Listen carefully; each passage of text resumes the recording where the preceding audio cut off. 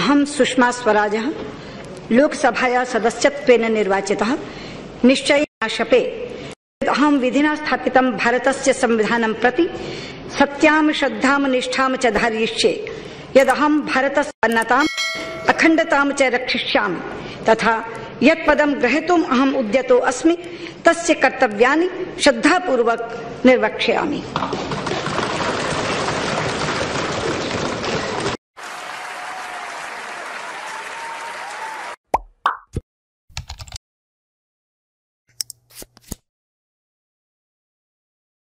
उदाहरण देना चाहूं, खलप जी सामने है। हम अभी इन दिनों में चीन में एक संसदीय यात्रा थी, आपके आशीर्वाद से खलप जी के नेतृत्व हम गए।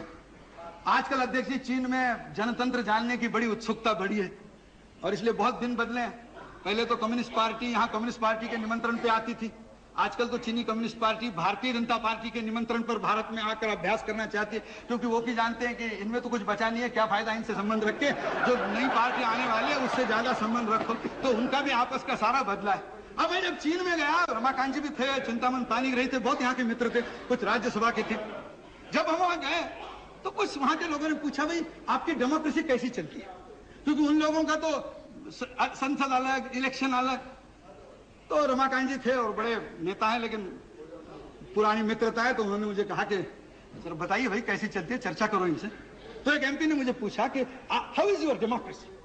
तो मैंने कहा मैं डेमोक्रेसी बताता हूँ, मेरा उदाहरण, मैंने कहा सिर्फ मैं परिचय करवाता हूँ, डेमोक्रेसी समझ लो। मैंने कहा I am Pramod Mahajan, I am member of Lok Sabha, I belong to the single largest party and I am in opposition. चीनी आदमी मेरे को देखते रहा, you are single largest party. मैंने कहा we are the single largest party in the house, we are in opposition. अच्छा, फिर हमने चिंतामन पानीग्राही की ओर हाथ कर दिया। मैंने कहा ये है, वो सामने है, हाँ श्रीवल्लभ पानी, माफ करना, वो सिंह का सिंह करते तो थोड़ा हो जाता है। अब उनकी ओर हाथ करके कहा he belongs to the second largest party, he is outside the government supporting the government. फिर एमए बेबी थे, मैंने उनको उठा दिया। मैंने कहा he is the third largest party, he is inside the front but outside the government। और फिर मैंने कहा he is Mr. Ramakant Khalap, he is the only member of his party and he is the government।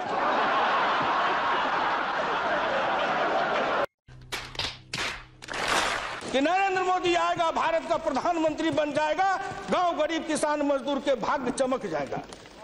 उन्होंने इसलिए सपना को देखा है। प्लीज वो हो जाएगा क्या? ये 9 महीना में हो जाएगा। आप नेता बोलते थे, मैं सुन रहा था, मुलायम सिंह आदरणीय बोल रहे थे, मेरे साथी हैं, बरसों तक समाजवादी आंदोलन में लड़े, कि 9 महीना में तो बच्चा पैदा हो जाता है। मैंने कहा कितनी वैज्ञानिक बात कर रहे हैं, ये तो वैज्ञानिकता है, प्रकृति का नियम है, 9 महीना में बच्चा पैदा होता है। लेकिन जो बच्चा पैदा होता है, क्या वो बच्चा 9 महीना में फिर बच्चा पैदा कर देगा क्या?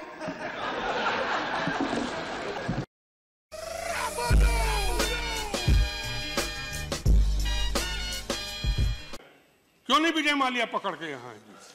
क्यों नहीं वो और पूंजीपति जो यहाँ से भाग गए, जो पैसा लिए हुए हैं?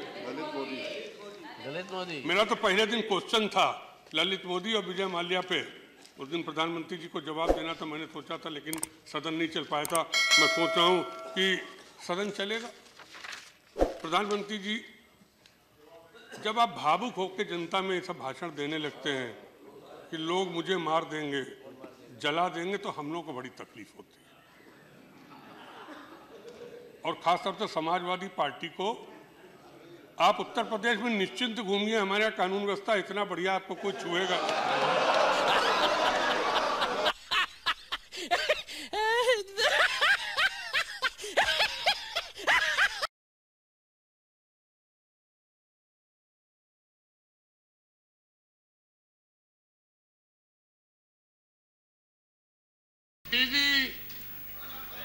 दीदी को मैं दीदी मानता हूँ, अनादर मत होना। मुझे एक शेर आता है आपको देख करके, मोहब्बत में तुम्हें आंसू बहाने नहीं आता,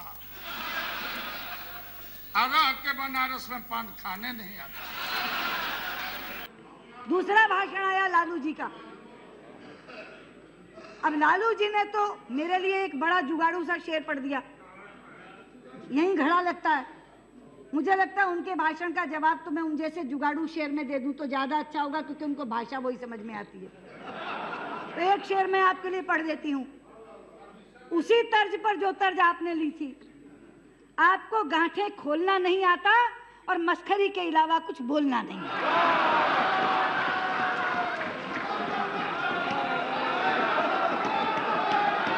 Another one. हमने पता किया कि भाई मैकडॉनल्ड्स आलू कहां से ला रहा है। पता चला कि मैकडॉनल्ड्स आलू अपने गुजरात के किसानों से ला रहा है, गुजरात से आ रहा है। सबसे ज्यादा मैकडॉनल्ड्स के स्टोर कहां है इस देश में? पता चला सबसे ज्यादा मैकडॉनल्ड्स के स्टोर गुजरात के अंदर। मैकडॉनल्ड भी घबरा गया। आपकी कल की भाषा सुन के मैकडॉनल्ड की रात को एक प्रेस स्टेटमेंट आई कि हम सारे आलू देश से लेते हैं, हम गुजरात का किसान हमारे आलू पैदा करता है। मगर जैसे ही जैसे ही आलू जमीन से उबल को बाहर निकलता है तो बीजेपी उसको अमेरिका का आलू बता देती है। मैकडॉनल्ड की स्टेटमेंट आई। मैं कहना चाहता हूं मैकडॉनल्ड वालों, घबराने की जरूरत नहीं है। घबराने की जरूरत नहीं है। अगर आपको ऐसा लगता है कि गुजरात में जो आपका मान सम्मान नहीं हो रहा, आप हरियाणा में आ जाए, अंबाला का किसान, आप 6 इंच और 12 इंच के आलू की बात करते हो, आपको हम 24 इंच का आलू आपको पैदा करके दे देंगे, आप यहाँ पे आ जाओ। कांग्रेस के दूसरे वक्ता आए दीपेंद्र हुड्डा। अंत में उनका नाम जुड़ा। मैं तो बड़े मोह और स्नेह से देख रही थी, क्योंकि रिश्ता है प्रदेश का। बहुत मोह और स्नेह से उनका भाषण सुनना चाह रही थी। वो इतने उत्तेजित हो गए कि 2 फुट का आलू उगा गए। उन्होंने मैकडॉनल्ड को दावत दे डाली कि हम 24 इंच का आलू यानी 2 फुट का आलू उगा के देंगे उनको। वो कहते मैं किसान का बेटा हूँ। अरे बेटा, किसान के बेटे हो, लौकी और आलू का अंतर तो समझ लो।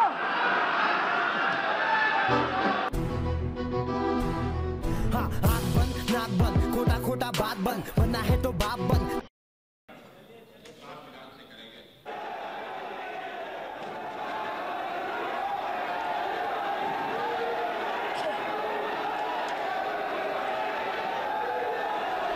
Wait for the bell to ring. And here we go, underway for the WWE World title, and just like that, Brock Lesnar backing Rollins into the corner, shoulders to the midsection, and Lesnar gets out of the box quickly. It's the ultimate fighting machine. Look at Rollins is going for the hamstrings again, and Lesnar caught it midair and begins to stomp in his own. Now he's got Rollins up, looking for the F5, and Seth Rollins escapes momentarily, back to the top rope. Rollins got caught. There's number 1. Houston, we have a problem. Here we go.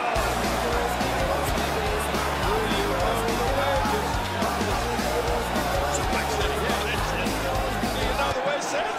Oh, and another one. And another German. Should we start the...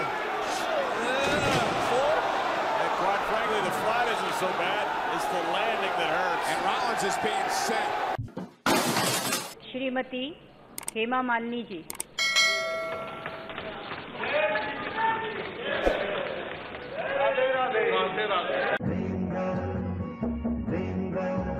इस शायर की गजल।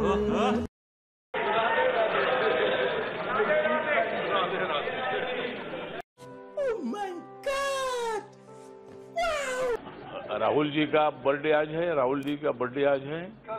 कल है क्या? हाँ तो ठीक है। नहीं,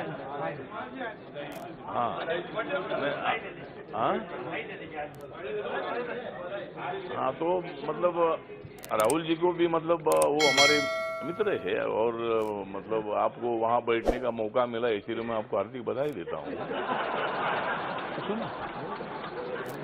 आपने बहुत कोशिश की, मतलब लोकतंत्र में होता है कि भाई लोकतंत्र में तो जो लोग चाहते हैं उनकी सत्ता आती है। आपकी सत्ता बहुत साल तक रही। जब आपकी सत्ता थी मैं आपके साथ था।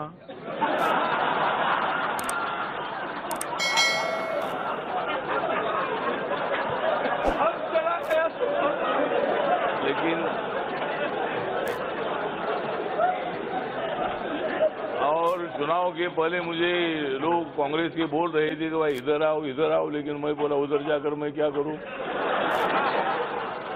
मैंने हवा का रुख देखा था कि हवा नरेंद्र मोदी जी की तरफ जा रही।